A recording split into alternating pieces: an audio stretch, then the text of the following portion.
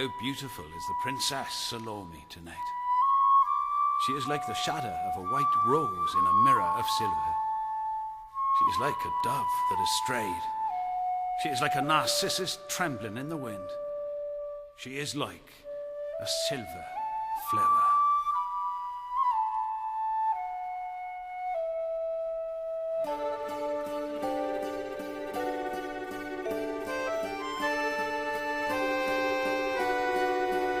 It's a rainy Dublin morning, sky a leaden grey.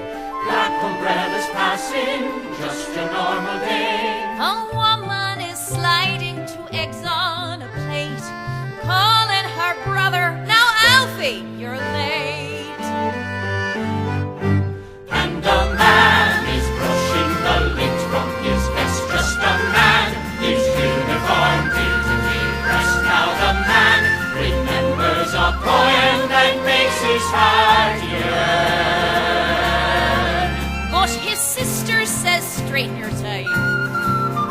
And the butcher next door waves goodbye To a man of no importance.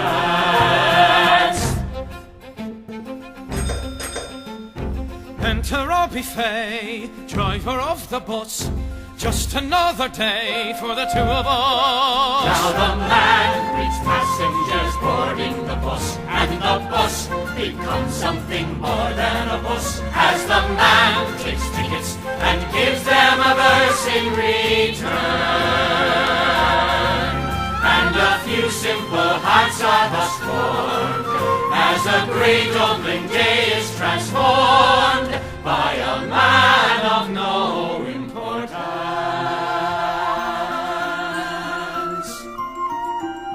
What we had was something, what we had was rare. Poetry and art in the air. And friends! Good morning, my dear friends. Good morning, Mr. Bourne. With your permission, I will begin today's reading with The Harlot's House by Dublin's own immortal Oscar Wilde. We caught the tread of dancing feet. We lighted down the moonlit street and stopped beneath the Harlot's House. Picture the bus as it moves down a street past a window of fish and a priest on a bike. A handful of people with journeys to make, leaving the everyday world in their wake. Then it's break.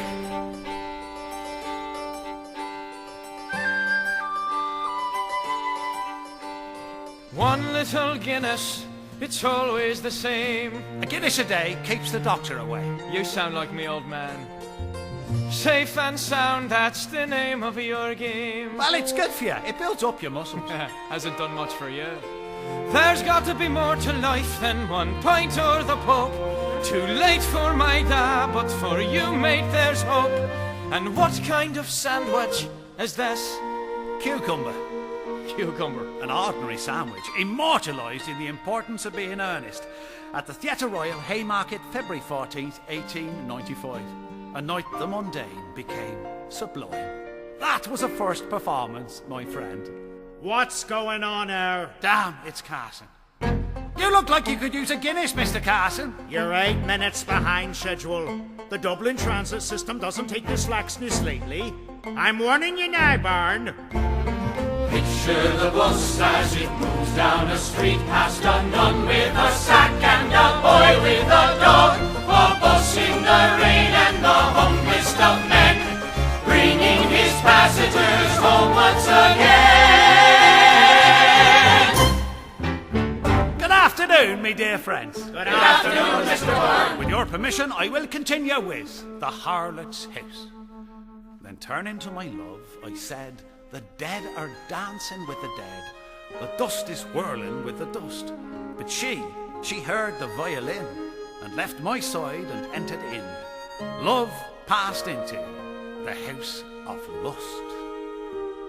A blue-coated girl no one's noticed before enters the bus, takes a seat by the door. My friends, we have a new face. Permit me on your behalf to welcome her into our little circle.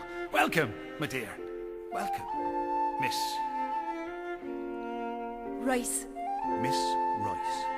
Miss Royce's entrance matches perfectly the lines of our poem, Our Little Rhyme.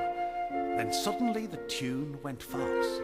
The dancers, wearied of the waltz, the shadows ceased to wheel and whirl, and down the long and silent street, the dawn with silver-sandaled feet crept like a frightened girl.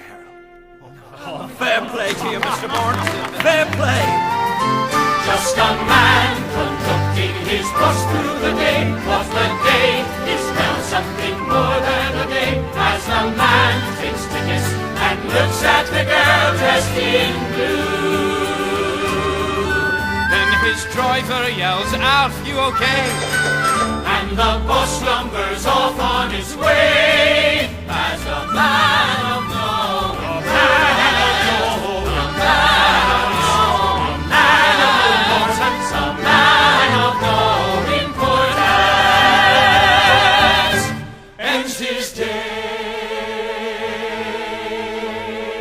Home, James, take the scenic route through Phoenix Park past Parliament House and straight on to Dreamland. You and your fancies, they're always a grin. I wish I had your imagination, mate. You do, you just don't use it. I'll bet you fancy that girl who got in. Never mind the girl, and I've done the report. For a fella who's got his head in the clouds such as you, you're damn fine to work with, and I'm glad I do. Thanks, Robbie. I like you too. I'm off to the pub then. Good luck at the snooker. Don't walk into walls, Alf, that girl is a looker. I'll see you tomorrow At 7.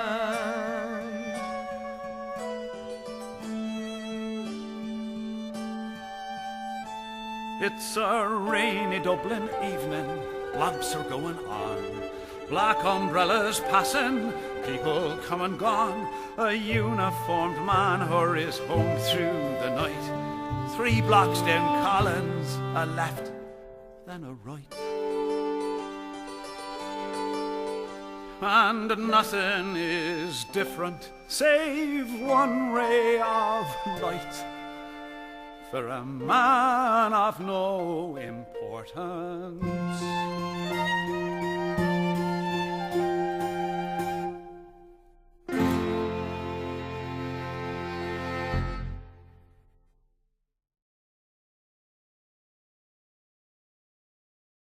I don't want to stand on the stage with a sword. I went to a pantomime once. I was bored. I'm not a poetical sort of a person like you.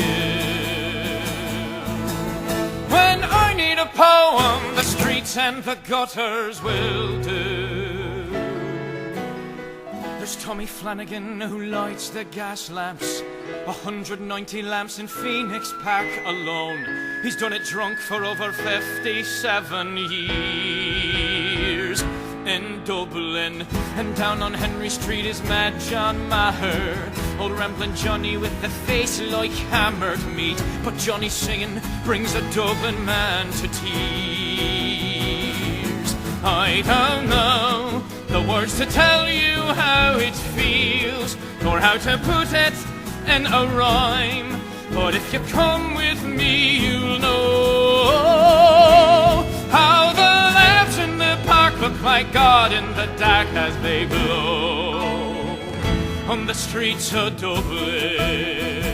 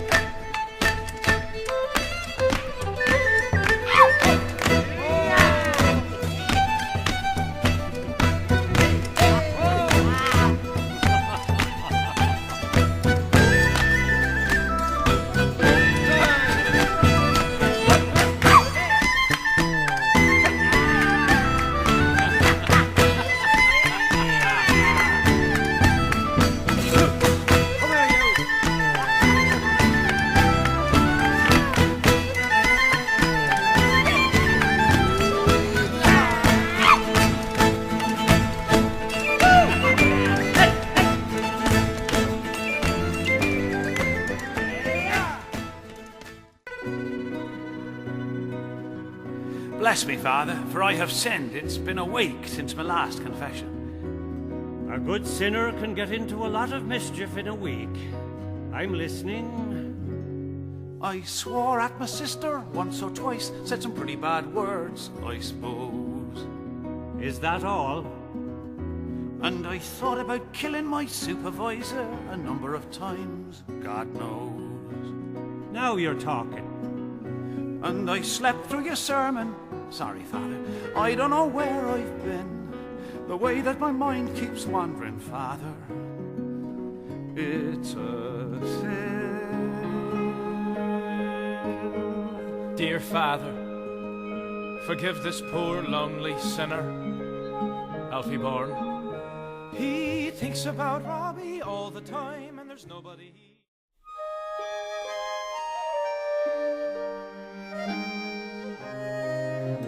She made the soda bread of angels, and the house was always clean. And the way she pressed the collar, I look fit to meet a queen. But if ever there's one memory I'd say, well, it's the...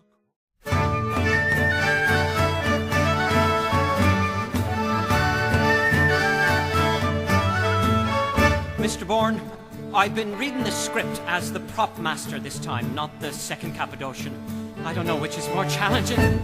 I was tossing about the prop description written on 64, and I was hoping as how I'd like to give you something a wee bit more. Now this is only a sketch, it's very rough, but you said art can't go... Mr. Byrne, those 7 veils pose a great challenge to a designer, but I hope you think I've risen to the occasion. I've been figuring out Salome's costume, all of the small details. I'm trying to find a new interpretation of 7 veils. This is just an idea, be honest please, but you said art uses what it sees, and they're having a sale on these zippers. 7 zippers for... Mr. Bourne, look up there, please. I took the image of the moon as me chief inspiration. Well, it give me a thought for how to get the sets and the lights for free. You see, me brother-in-law, the electrician, owes me a thing or 3. So he gave it a shot. Here's what he made, 'cause you said true art is unafraid, and he worked without being paid. A play. Mr. Bourne, in creating a poster for this production, I did not want to do the obvious. You know, an attractive young woman in a skimpy costume. My solution? The primal image of Salome's mother, Herodias herself. Earth's mother, Tigris. Mr. Bourne, this play is no piece of cake for a choreographer. I've been struggling with Salome's dance, how not to offend a soul. I want to choreograph to make the dance flow naturally from the roll. This is merely thought, it might be crap, but you said convention is a trap, so I thought I might try. Tap! 5, 6, 7, 8. Veil number 1.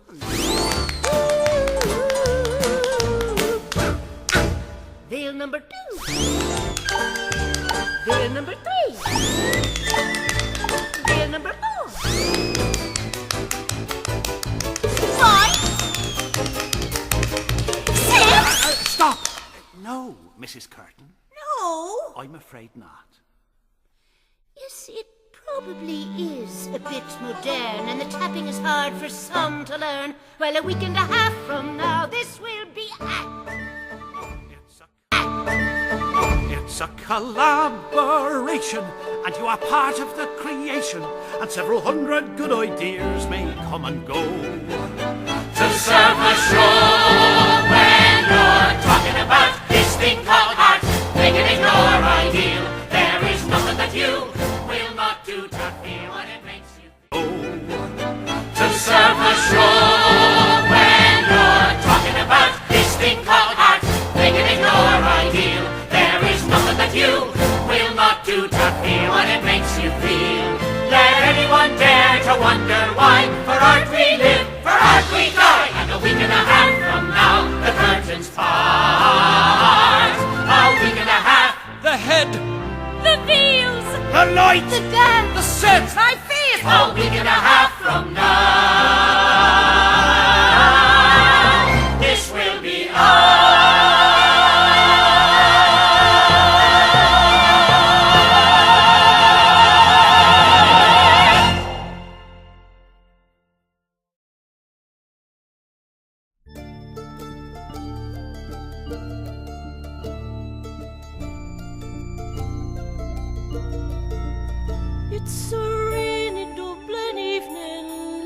are going on.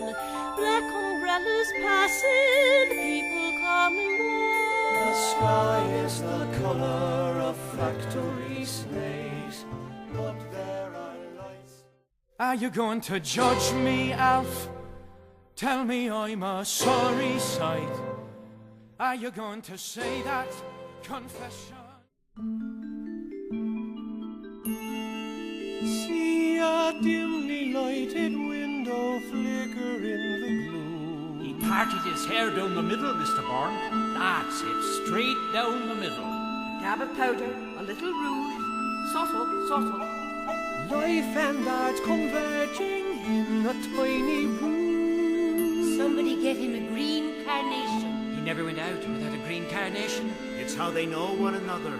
It's their signal. A man in the mirror is combing his hair, watching himself as he starts to prepare. Here you are, Mr. Bourne.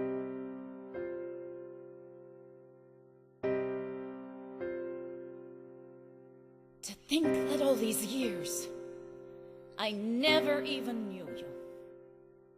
We sat across the...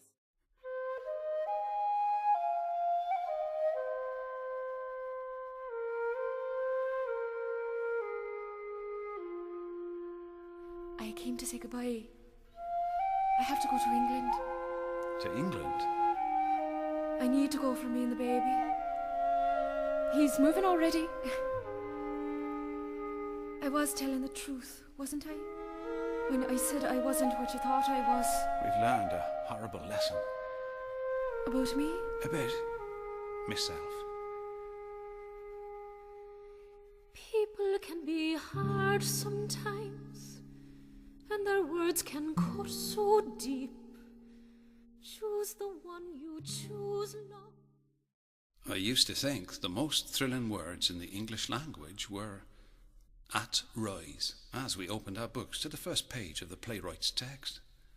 But I was wrong. The most thrilling words in the English language are these. Good morning, my dear friends. Good morning, Mr. Bourne. Shall we form our little circle? Perhaps for the last time.